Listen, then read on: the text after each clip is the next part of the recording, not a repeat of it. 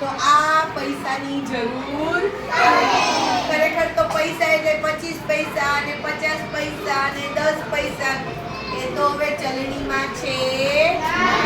હવે 1 રૂપિયાથી ચલણમાં છે એટલે પૈસા નહીં, આને શું કહેવાનું? રૂપિયા. અને આને કહેવાય ઇન્ડિયન કરન્સી. શું કહેવાય? ઇન્ડિયન એટલે ભારતીય અને કરન્સી એટલે નાણું, પૈસા. શું કહેવાય? પૈસા. તો એમાં આમાં લખ્યું છે 500. કેટલા લખ્યા છે? 500 એટલે 500. કેટલા? 500 એટલે 500 રૂપિયા. કેટલા? 1 રૂપિયો એવા 500 ભેગા કરીએ ને ત્યારે 500 રૂપિયા. આવી ગ્રીન કલરની નોટ હોય એટલે તમને ખબર પડવી જોઈએ કે આ 500 એટલે 100.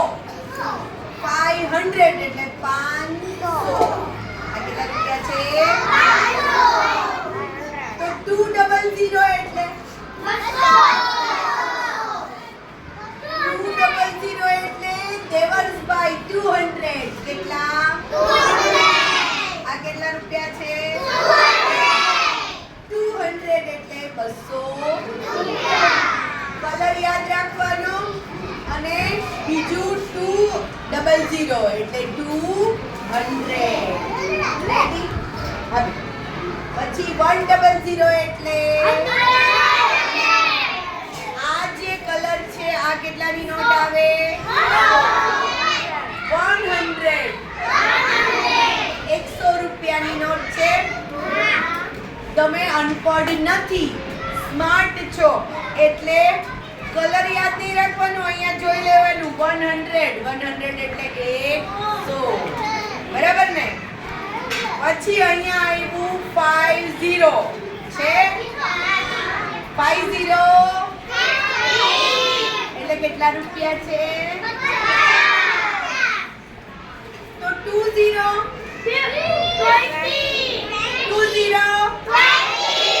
તો આ કેટલા રૂપિયા છે? 20 રૂપિયા. કેટલા? અને 10 તો આ કેટલા રૂપિયા છે હેનિલભાઈ? 10 રૂપીસ. તો આ કેટલા રૂપિયા છે? 5.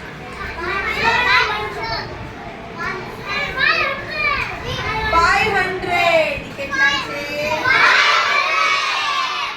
તો હવે મારી પાસે કેટલા રૂપિયા છે? હવે મારી પાસે કેટલા રૂપિયા છે? હવે મારી પાસે કેટલા રૂપિયા છે? 500 છે. આ 80 રૂપિયા છે. 800 રૂપીસ. કેટલા છે? 500 વત્તા 100 એટલે 600 અને વત્તા 200 એટલે 800 રૂપિયા છે. કેટલા છે?